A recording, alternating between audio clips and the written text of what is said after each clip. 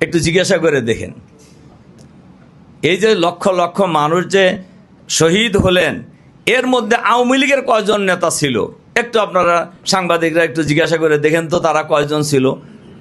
যুদ্ধ যারা করেছেন তারাই মারা গেছে, তারাই শহীদ হয়েছেন, কিন্তু তারা মারা গেল না কেন?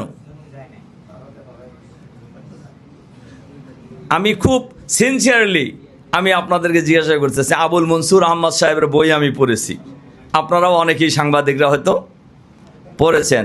ওই বইতে বহু কথা আছে, আপনারা একটু পড়েন আর কি, যে আওয়ামী লীগের কোনো থানা পর্যায়ের কোনো নেতা মারা গেছিল কিনা বলতে পারে কিনা দেখেন জিজ্ঞাসা করে। তাহলে এত লোক মারা গেল, তা আওয়ামী লীগের লোক বাদ দিতে মারছে নাকি পাকিস্তানিরা? সম্মানিত, শুধু এগুলো আমরা বলতে চাই না, কারণেই দেশ স্বাধীনতা লাভের পর থেকেই জাতিকে সবসময় বিভক্ত করা হয়েছে, পক্ষে এবং বিপক্ষে। এই বিষয়টা কিন্তু শেষ হয়ে গিয়েছে ভারত পাকিস্তান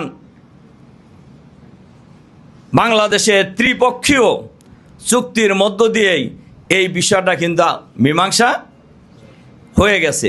কিন্তু আপনারা এই কথা এখনও যেহেতু বলেন, তা পাকিস্তানিদেরকে আপনারা ছেড়ে দিলেন কেন, চুক্তি করলেন কেন? আপনাদের জানা আছে নিশ্চয়ই।